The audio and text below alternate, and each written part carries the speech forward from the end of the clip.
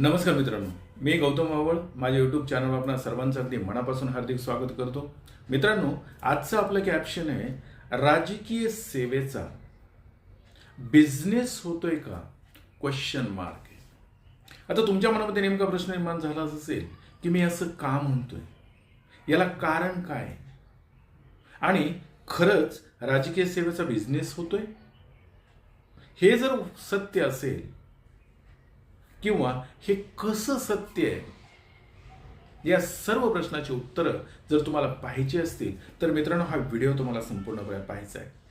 तर झालंय असं की हा भारत देशाने लोकशाही स्वीकारली आणि लोकशाही स्वीकारल्यानंतर दर 5 वर्षांनी या देशाचा कारभार करण्यासाठी ज्या विविध पक्षाला या देशामधील बहुल समाज जनाधार देईल किंवा ज्या पक्षाला पसंती देईल त्या पक्षाने 5 वर्षासाठी सत्ता चालवायची आणि असलेल्या लोकांच्या प्रती किंवा असलेली लोक आहेत यांना सेवा पुरवायची. बरं, जे काही राजकीय पक्ष निर्माण झाले सत्ता चालवण्यासाठी, या राजकीय पक्षांचं धोरण प्रथमतः असं आहे की लोकांची सेवा करण्यासाठी आम्ही येतोय किंवा लोकांची सेवा करायची, लोकांनी आम्हाला 5 वर्षासाठी सेवा करण्याची संधी द्यावी म्हणून आम्हाला जनाधार द्यावा, असं ही मंडळी सांगतायत. कारण कोणताही माणूस, कुठलीही मंडळी कोणत्याही माणसांना सांगत नाहीयेत की तुम्ही एखादा राजकीय पक्ष स्थापन करा आणि तुम्ही आमची सेवा करा. ज्याला वाटेल किंवा ज्याला इच्छा आहे असं म्हणूया आपण, ही मंडळी एक राजकीय पक्ष स्थापन करतायत, त्यांची विचारधारा दाखवा, त्यांची आयडिओलॉजी मांडतायत लोकांसमोर, आणि लोकांना जर ते पसंत झालं तर मग मात्र ही मंडळी त्या लोकांना पसंत करून त्या राजकीय पक्षाला सत्ता चालवण्याची संधी देत आहेत किंवा सेवा करण्याची, लोकांची सेवा करण्याची संधी देत आहेत. अशा पद्धतीनं लोकशाहीमध्ये कारभार चालतो. परंतु मित्रांनो, याच लोकशाहीच्या कारभारामध्ये किंवा लोकशाहीचे जे काही सत्तांतर होत गेलं हे जर बघितलं तर कालची जी विचारधारा आहे लोकांच्या सेवेची, ही लोकांच्या सेवेची विचारधारा बिझनेसमध्ये कन्वर्ट होते का, असं म्हणावं असं वाटतंय. आणि तुम्ही म्हणाल हे असं कसं काय? तर मित्रांनो, गॅरंटी हा शब्द, एखादी कंपनी जर एखादा प्रॉडक्ट तयार करते तर तो प्रॉडक्ट लोकांमध्ये विकला जावा किंवा लोकांनी तो स्वीकारावा म्हणून ती कंपनी त्यावर गॅरंटी असं लिहिते, काही कालावधीमध्ये आम्ही जर हा प्रॉडक्ट खराब झाला तर तुम्हाला गॅरंटी देतो, असा शब्द प्रयोग करते. पण वॉरंटी मात्र कुणी देत नाहीये. कारण काय?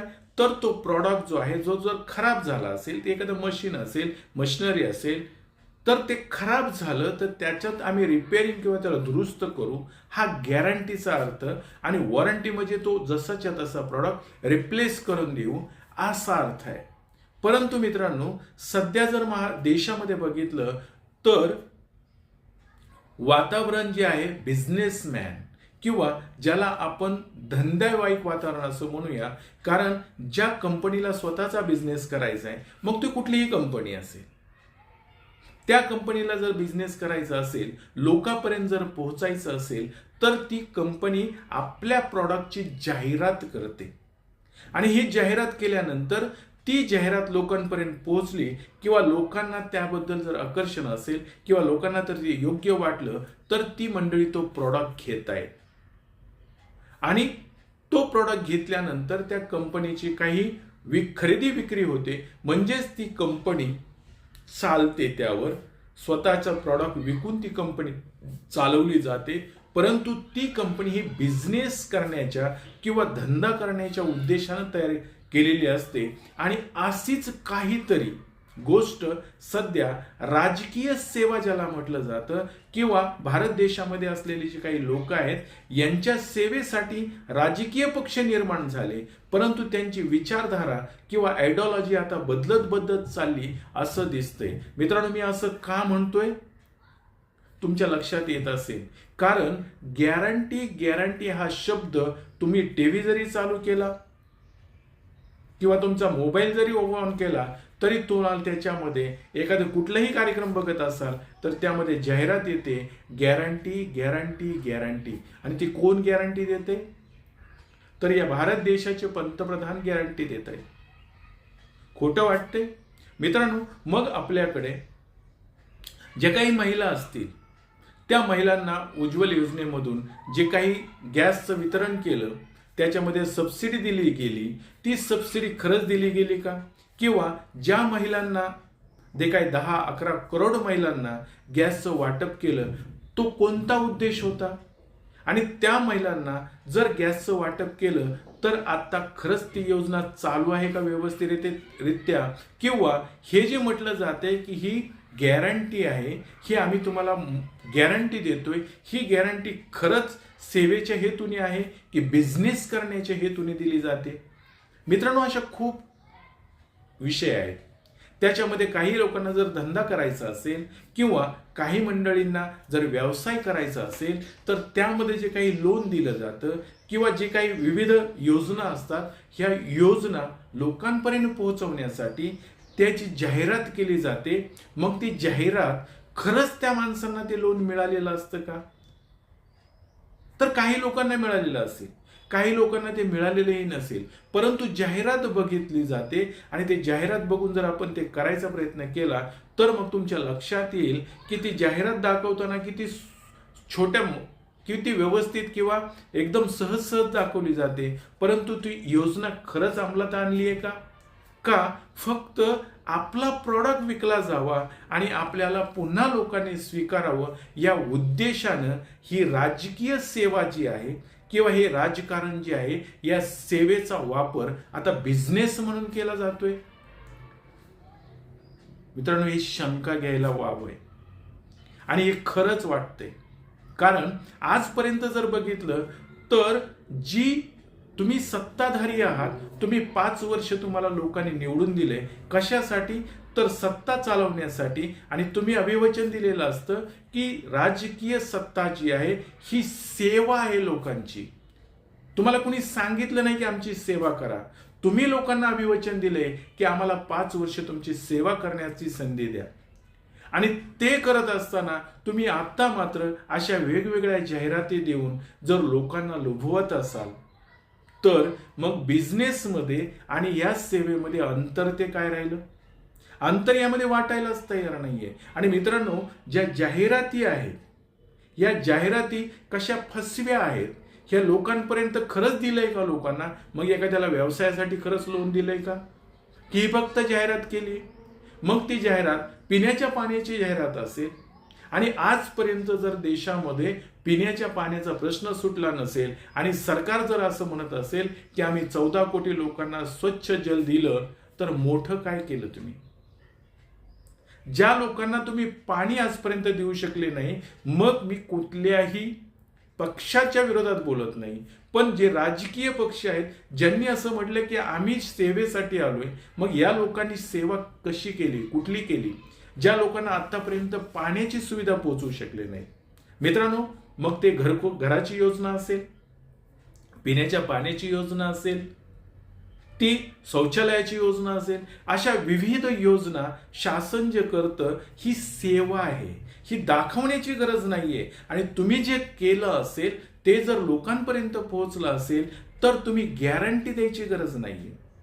गॅरंटी ही एखादा प्रॉडक्ट तुमच्या कंपनीचा आहे आणि तुम्ही तो धंदा करण्याच्या किंवा व्यवसाय करण्याच्या उद्देशातून, नफा कमवण्याच्या उद्देशातून जर तो प्रॉडक्ट बनवला असेल आणि तो लोकांमध्ये मार्केटमध्ये विकायचा असेल तर लोकांमध्ये विश्वास निर्माण केला जावा किंवा लोकांनी त्या प्रॉडक्टवर विश्वास ठेवावा म्हणून गॅरंटी देण्याचा प्रयत्न केला जातो. म्हणजे अविश्वासाची गोष्ट विश्वासात रूपांतर करायचे म्हणून गॅरंटी हा शब्द वापरला जातोय.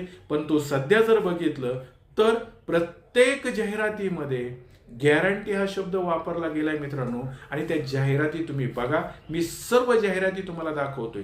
की गारंटी, अब हर गरीब महिला का चेहरा खिलेगा.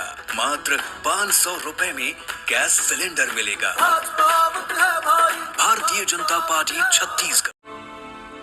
आज मेरे पापा भारत फर्नीचर की फैक्ट्री खोल रहे हैं. वाह पापा, बधाई हो.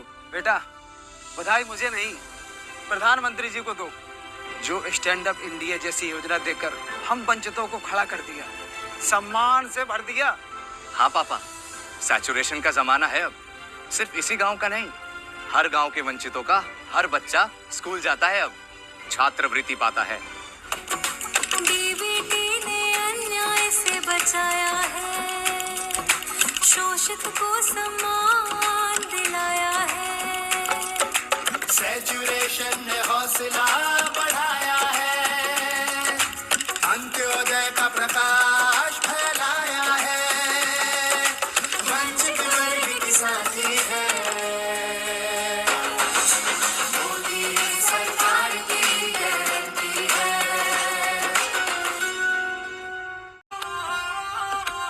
मोदी की गारंटी, रुपए 450 में गरीब महिलाओं को गैस सिलेंडर मिलेगा, बिना टेंशन रसोई में भोजन पकेगा। राजस्थान की महिलाओं का सम्मान लौटाने के लिए कमल का बटन दबाएं, भाजपा को जिताएं। मोदी की गारंटी, अब हर गरीब महिला का चेहरा खिलेगा। मात्र 500 रुपए में गैस सिलेंडर मिलेगा। भारतीय जनता पार्टी छत्तीसगढ़।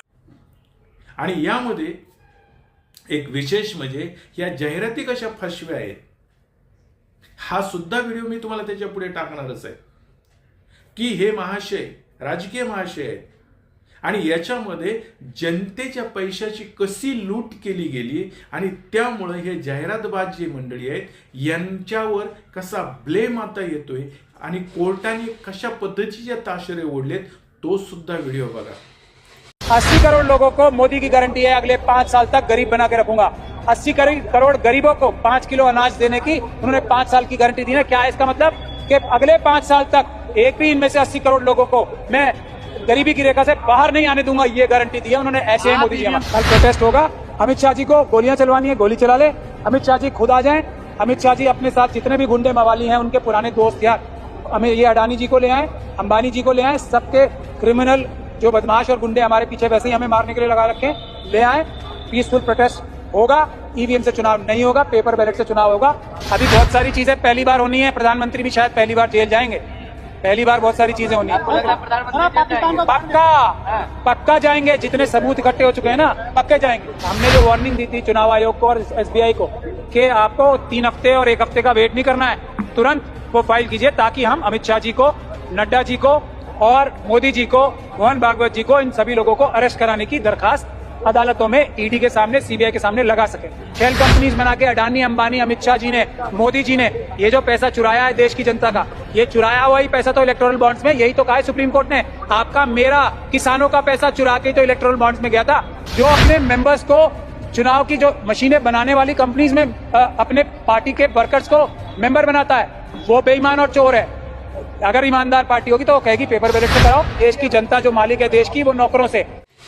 आणि सगळ्यात शेवटी मित्रांनो एक कविता, एका माणसाने एक कविता केली आणि ती कविता या जाहिरातीवर कशी समर्पक आहे किंवा या राजकीय मंडळींनी ही राजकीय जी सेवा आहे, राजकीय सेवा म्हणजे लोकांची सेवा करण्यासाठी जे काही राजकीय पक्ष निर्माण केले ते राजकीय पक्ष आता बिझनेसमध्ये कसे कन्वर्ट होत आहेत यावर अतिशय मार्मिकपणे टिप्पणी करणारी कविता मी तुम्हाला सगळ्यात शेवटी दाखवतोय मित्रांनो, तीही ऐका। कितीही चमकलं तरी कलईची चांदी होत नाही, कितीही चमकलं तरी कलईची चांदी होत नाही, आणि सारख्या शेजारी फोटो छापला म्हणून कुणी गांधी होत नाही, म्हणून कुणी गांधी होत नाही। या जनांच्या योजना आहेत का जुन्याच जखमा नव्याने नकलून काढल्या आहेत। अरे पोटात काहीच नाही पण ताटात फक्त जाहिराती वाढल्या आहेत, ताटात फक्त जाहिराती वाढल्या आहेत। डिजिटल इंडियाची हवा आता सगळ्या जगात पसरणार आहे, डिजिटल इंडियाची हवा आता सगळ्या जगात पसरणार आहे, पण गॅस सिलेंडरची सबसिडी शोधण्यात जिंदगी आपली बर्बाद होणार आहे, जिंदगी आपली बर्बाद होणार आहे। काळा पैसा परत आणायचा वायदा झाला खोटा, काळा पैसा परत आणायचा वायदा झाला खोटा, परक्याची तिजोरी उघडता आली नाही म्हणून तुम्ही घरातल्याच बंद केल्या नोटा, तुम्ही घरातल्याच बंद केल्या नोटा। गचुंड पकडण्याआधी काळ्या कपड्यांची व्हाईट झाली कॉलर. गचुंड पकडण्याआधी काळ्या कपड्यांची व्हाईट झाली कॉलर. आपल्या देशी घामाचे यांनी केव्हाच करून ठेवले आहेत विदेशी डॉलर. यांनी केव्हाच करून ठेवले आहेत विदेशी डॉलर.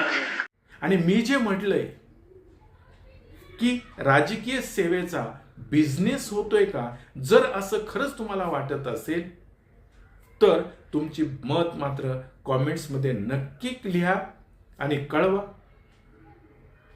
आणि आज जसा हा व्हिडिओ पाहताय तसा पुढचा व्हिडिओ नवा आशय, नवा विषय, नवे विचार ऐकायला मात्र विसरू नका. एवढं बोलतो.